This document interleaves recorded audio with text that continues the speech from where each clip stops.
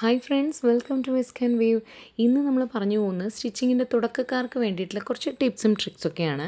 അപ്പോൾ അതിൽ ആദ്യം തന്നെ ഞാൻ പറയുന്നത് ഇതേപോലെയുള്ള ഷൈനിങ് ആയിട്ടുള്ള തെന്നിപ്പോകുന്ന ക്ലോത്തുകളുണ്ടല്ലോ, ഓർഗാൻസ അല്ലെങ്കിൽ ഇപ്പോൾ ഓർഗാൻസിൽ തന്നെ പലതരം വെറൈറ്റീസ് ഉണ്ട്. അതുപോലെ ജോർജറ്റ്, ഇതൊരു ഷൈനിങ് ജോർജറ്റ് മെറ്റീരിയലാണ്. അതേപോലെ തന്നെ ഷിഫോൺ പോലെയുള്ള തെന്നിപ്പോകുന്ന ക്ലോത്തുകളൊക്കെ നമ്മൾ ലൈനിങ് വെച്ച് അറ്റാച്ച് ചെയ്യുക എന്ന് പറയുന്നത് കുറച്ച് ബുദ്ധിമുട്ടുള്ള കാര്യമാണ്.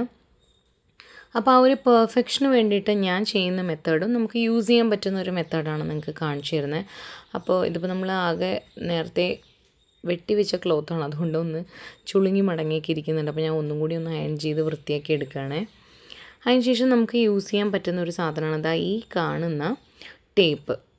ഓക്കെ, ഇതാണ് ഫ്യൂസിങ് ടേപ്പ്. ഇതിപ്പോൾ ഒരു ടേപ്പ് മോഡലിലാണ് വരുന്നത്, ഒരു 1/2 ഇഞ്ച് വരുന്ന ഒരു ടേപ്പ് മോഡലിലാണ് വരുന്നത്. അപ്പം ഞാനിപ്പോൾ എഡ്ജിൽ കൂടെ മാത്രം വെച്ചിട്ടാണ് കാണിക്കുന്നത്.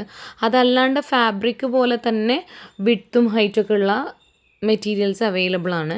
അപ്പോൾ അതാണെങ്കിൽ നിങ്ങൾക്ക് മുഴുവനായിട്ട് ഇതുപോലെ വിരിച്ചിട്ടിട്ട് ഒന്നായിട്ട് നിങ്ങൾക്ക് അയൺ ചെയ്തെടുക്കാം. അങ്ങനെയൊക്കെ ചെയ്യുമ്പോൾ നമുക്ക് ഫാബ്രിക്കിന് തന്നെ ഒരു സ്റ്റിഫ്നെസ് കിട്ടും.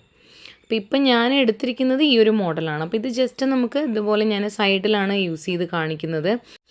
നമുക്ക് സൈഡിൽ ഏതൊക്കെ സൈഡ്സിലാണോ വേണ്ടത് അവിടെയൊക്കെ നമുക്കിതുപോലെ പീസസ് ആക്കി വെക്കുക. കാരണം വേറെ വേറെ ഷേപ്പുകളാണെങ്കിൽ നിങ്ങൾക്ക് പീസസ് ആക്കി വെക്കുകയായിരിക്കും നല്ലത്. അല്ല സ്ട്രെയിറ്റ് ലൈൻ ആണെങ്കിൽ പിന്നെ പ്രശ്നമില്ല.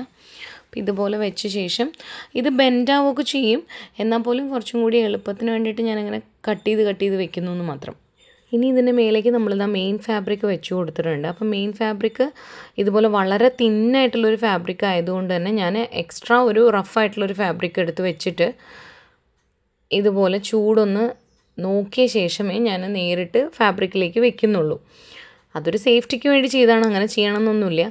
പിന്നെ ഇതേപോലെ ഇങ്ങനെ പ്രസ് ചെയ്ത് കൊടുക്കുക വേണ്ടത്, അല്ലാതെ നമ്മളിങ്ങനെ ഇങ്ങനെ ഉരയ്ക്കരുത്. ഓക്കെ, അപ്പോൾ ഇതേപോലെ ജസ്റ്റ് ഇങ്ങനെ പ്രസ് ചെയ്യുക, എടുക്കുക. ആ ഒരു പ്രസ്സിൽ ആ ചൂടിൽ അത് ഇരുന്നോളും. അപ്പോൾ നമ്മളുടെ ഓരോരുത്തരുടെയും ഫാബ്രിക്കിനനുസരിച്ച് നിങ്ങൾ ചൂട് മെയിൻറ്റെയിൻ ചെയ്യണം. പിന്നെ ആ ടേപ്പിലൊരു ഗ്ലൂ ഉണ്ട്, അതുകൊണ്ടാണ് ഇത് രണ്ടും കൂടി ഒട്ടുന്നത്. അപ്പോൾ ആ ഗ്ലൂ ഉരുകാൻ അത്ര ഹൈ ചൂടിൻ്റെ ഒന്നും ആവശ്യമില്ല. അതുകൊണ്ട് തന്നെ നിങ്ങൾ ലോ ടു മീഡിയം ആ ഒരു ലെവലിൽ വെച്ച ശേഷം മാത്രം നിങ്ങൾ അയൺ ചെയ്ത് നോക്കുക. ഇതുപോലെ ഞാൻ വെച്ച പോലെ നേരത്തെ ഒരു റഫ് ക്ലോത്ത് അതിൻ്റെ മുകളിൽ വെച്ചിട്ട് നിങ്ങളൊന്ന് ചെയ്ത് നോക്കുക. കോട്ടൺ ക്ലോത്ത് ഒന്ന് വെച്ചിട്ട് ചെയ്ത് നോക്കുക. അപ്പോൾ തന്നെ നമുക്ക് ഉരുകി കിട്ടിക്കോളും കറക്റ്റായിട്ട്. അതായതിപ്പോൾ നമ്മളുടെ കയ്യിൽ ഒട്ടി നിൽപ്പുണ്ട്. ഇനി ഞാൻ ബാക്കിയുള്ള പീസും കൂടി അതേപോലെ തന്നെ ഒട്ടിച്ചെടുക്കണം. അതുപോലെ ഞാനിങ്ങനെ മാറ്റി വെച്ചിട്ട് വീണ്ടും നമ്മുടെ ടേപ്പ് എടുക്കുന്നു, അതുപോലെ കട്ട് ചെയ്ത് വെക്കുന്നു, എന്നിട്ട് അയൺ ചെയ്യുന്നു. ഇതേപോലെ തന്നെ നമുക്ക് എല്ലാ പീസും ചെയ്തെടുക്കാം. ഇപ്പം ഞാൻ ഇതൊരു പ്രിൻസസ് കട്ട് ക്രോപ്പ് ടോപ്പിന് വേണ്ടിയിട്ട് കട്ട് ചെയ്ത് വെച്ചിട്ടുള്ളതാണ്. ഇപ്പോൾ നമ്മുടെ ലൈനിങ്ങും അതേപോലെ തന്നെ മെയിൻ ക്ലോത്തും കറക്റ്റ് അറ്റാച്ച് ആയതുകൊണ്ട് ഇനി നമുക്ക് എക്സ്ട്രാ ഫാബ്രിക്കൊക്കെ ഇതുപോലെ കട്ട് ചെയ്ത് മാറ്റാം. ഇനി എക്സ്ട്രാ നമ്മൾ സൈഡുകൾ ആദ്യം ഒന്ന് അടിച്ചിട്ട് പിന്നെ നമ്മൾ കട്ട് ചെയ്തെടുക്കേണ്ട ആവശ്യമില്ല. ഇപ്പോൾ തന്നെ നമുക്ക് കട്ട് ചെയ്ത് മാറ്റാവുന്നതേ ഉള്ളൂ. അപ്പോൾ അതാണ് ഇതിൻ്റെ വേറൊരു ഗുണവും കൂടി. നമ്മൾ വീണ്ടും ഒരു എക്സ്ട്രാ ലൈനിങ്ങും മെയിൻ ക്ലോത്തും കൂടി സ്റ്റിച്ച് ചെയ്തെടുക്കേണ്ട ആവശ്യം ഇതിൽ വരുന്നില്ല. ഇതിനത്ര റേറ്റും കാര്യങ്ങളൊന്നുമില്ല. എനിക്ക് തോന്നുന്നു 30 രൂപയോ 40 രൂപയോ ആണ്, കറക്റ്റായിട്ട് എനിക്ക് ഓർമ്മയില്ല ആ ഒരു റോളിന്. അപ്പോൾ ഇനി ഇതുപോലെയുള്ള ഫാബ്രിക്സ് യൂസ് ചെയ്യുമ്പോൾ ഇതൊന്ന് ട്രൈ ചെയ്ത് നോക്കണേ.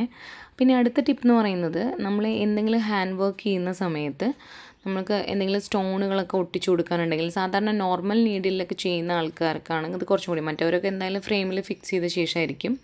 അപ്പോൾ ഇതുപോലെ താഴെ നിങ്ങളൊരു പേപ്പറോ അല്ലെങ്കിൽ എന്തെങ്കിലും ഒരു കാർഡ് ബോർഡോ നിങ്ങൾ ആദ്യമേ വെക്കണം. അതല്ലെങ്കിൽ താഴത്തെ നമ്മളുടെ ലെയറിലേക്കും കൂടി അത് പിടിക്കും. താഴെ എന്തെങ്കിലും വെച്ചിട്ടുണ്ടെങ്കിൽ അതിലേക്കും കൂടി പിടിക്കും. പ്രത്യേകിച്ച് സ്റ്റിച്ച് ചെയ്ത ശേഷമാണ് നിങ്ങൾ ഹാൻഡ് വർക്കൊക്കെ ചെയ്യുന്നതെങ്കിൽ. ഇനി നമ്മൾ ഹാൻഡ് വർക്കിന് കുന്തൻ സ്റ്റോൺസൊക്കെ, ഏത് സ്റ്റോൺ ആണെങ്കിലും മിറേഴ്സ് ആണെങ്കിലൊക്കെ ഒട്ടിക്കാൻ യൂസ് ചെയ്യുന്നത് ഈ ഒരു B7000 എന്ന് പറയുന്ന ഗ്ലൂ ആണ്. അപ്പോൾ ഇതിൻ്റെ ഒരു ഷോർട്ട് വീഡിയോ ഞാൻ നേരത്തെ ഇട്ടിട്ടുണ്ട്. അതായത് ഇത് പെട്ടെന്ന് തന്നെ നമുക്ക് ഡ്രൈ ആയി കിട്ടും. അതേപോലെ തന്നെ നമ്മുടെ ഗ്ലൂവും ഡ്രൈ ആയി പോകാനുള്ള ചാൻസ് ഉണ്ട്. സോ നമ്മൾ എപ്പോഴും അത് അടച്ച് വെച്ച് സൂക്ഷിക്കണം. പിന്നെ കുറച്ച് വർക്കൊക്കെ ഉള്ളെങ്കിൽ നമ്മൾ ചെറിയ ട്യൂബ് വാങ്ങിക്കുന്നതായിരിക്കും നല്ലത്.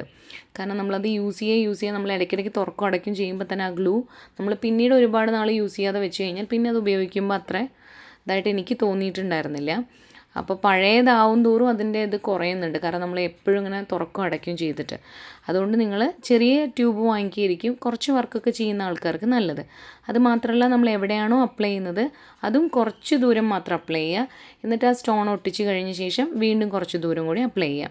അങ്ങനെ ചെയ്യുകയാണെങ്കിൽ കുറച്ചും കൂടി ബെറ്റർ ആയിരിക്കും. പിന്നെ ഈ ഗ്ലൂ അപ്ലൈ ചെയ്യുമ്പോൾ വളരെ മിനിമലായിട്ട് കറക്റ്റ് സ്പേസിൽ അപ്ലൈ ചെയ്യുക. അതല്ലാന്നുണ്ടെങ്കിൽ ഇതിൻ്റെ ഒരു സ്റ്റെയിൻ ഉണ്ടല്ലോ, കറ പോലെ, അത് എടുത്തറിയും ഫാബ്രിക്കിലൊക്കെ. അതുകൊണ്ട് അത് മാത്രം ഒന്ന് ശ്രദ്ധിക്കുക. പിന്നെയുള്ളൊരു ടിപ്പ് എന്ന് പറയുന്നത്, നമ്മൾ സൈഡൊക്കെ ജോയിൻ ചെയ്യുമ്പോൾ ഓവർലോക്കിംഗ് ഒന്നും ചെയ്യാതെ നമ്മൾക്ക് ജോയിൻ ചെയ്യുമ്പോൾ നീറ്റായിട്ട് ഫിനിഷ് ചെയ്യാൻ വേണ്ടിയിട്ട് ആദ്യം തന്നെ നമ്മൾ നല്ല വശവും വെച്ചിട്ട് ചെയ്യുന്നതിന് പകരം ഇതുപോലെ റോങ് സൈഡ്, അതായത് ലൈനിങ്ങുകൾ തമ്മിൽ ഒന്ന് നമ്മൾ ഇതുപോലെ വെച്ച ശേഷം ഒന്ന് സ്റ്റിച്ച് ചെയ്തെടുക്കാം. ഒരു 1/4 ഇഞ്ചിൽ നമ്മളൊന്ന് സ്റ്റിച്ച് ചെയ്തെടുക്കണം. അപ്പോൾ ഇതുപോലെ സ്റ്റിച്ച് ചെയ്ത് എടുത്തിട്ടുണ്ട്. അതിനുശേഷം ഇതിനെ നമ്മൾ ആസ് യൂഷ്വൽ നമ്മൾ എങ്ങനെയാണോ സ്റ്റിച്ച് ചെയ്യുക, നല്ല വശവും ചേർത്ത് വെച്ചിട്ട് നമ്മൾ സ്റ്റിച്ച് ചെയ്യുകയാണെങ്കിൽ, പ്രത്യേകിച്ച് കുഞ്ഞുങ്ങൾക്കൊക്കെ ഇതുപോലെ എന്തെങ്കിലും കുത്തുന്ന ഫാബ്രിക്കൊക്കെ ആണെങ്കിൽ അവർക്കത് മറിഞ്ഞ് കിട്ടും. അത് മാത്രമല്ല, ഓവർലോക്കിംഗ് ചെയ്യാൻ പറ്റാത്ത ആൾക്കാർക്ക് ഇങ്ങനെ ചെയ്ത് കൊടുത്താൽ നല്ല ഫിനിഷിംഗ് ആയിരിക്കും, നല്ല പെർഫെക്റ്റ് ആയിരിക്കും. ഇനി നമ്മൾ എവിടെയാണോ നമ്മുടെ കറക്റ്റ് മെഷർമെൻറ്റ് അവിടെ നമ്മൾ സ്റ്റിച്ച് ചെയ്തെടുക്കുക. അപ്പോൾ ഇതുപോലത്തെ ടിപ്സൊക്കെ നിങ്ങൾക്ക് ഇഷ്ടമാവുകയാണെങ്കിൽ ചാനലൊന്ന് സബ്സ്ക്രൈബ് ചെയ്തിട്ട് സപ്പോർട്ട് ചെയ്യണേ. അപ്പോൾ ഈ ഒരു ക്രോപ്പ് ടോപ്പിൻ്റെ ഫൈനൽ ലുക്ക് ഇങ്ങനെയാണ്. ഇതിൻ്റെ ഒരു സ്കേർട്ട് പോർഷനിൽ നമുക്കൊരു ലോട്ടസ് ഡിസൈൻ വരുന്നുണ്ട്. അതുകൊണ്ട് തന്നെ നമ്മൾ നെക്ക് കുറച്ച് മിനിമലാക്കിയിട്ടും അതുപോലെ ഈ ഒരു താഴെ ഇതുപോലെ ഒരു ലോട്ടസുമാണ് കൊടുത്തിട്ടുള്ളത്. അപ്പോൾ ഇങ്ങനെ ഒരു ഡാർക്ക് കളർ ആയതുകൊണ്ട് തന്നെ എങ്ങനെ ലോട്ടസ് ചെയ്തെടുക്കുന്നൊരു കൺഫ്യൂഷൻ ഉണ്ടായിരുന്നു. പക്ഷേ ഇത് ചെയ്ത് വന്നപ്പോൾ എനിക്ക് നല്ല ഇഷ്ടമായി. അപ്പോൾ നിങ്ങൾക്ക് ഇഷ്ടമായോ എന്നുള്ളത് നിങ്ങളൊന്ന് കമൻറ്റ് ചെയ്യണേ. അപ്പോൾ അത്രയേ ഉള്ളൂ. Thank you.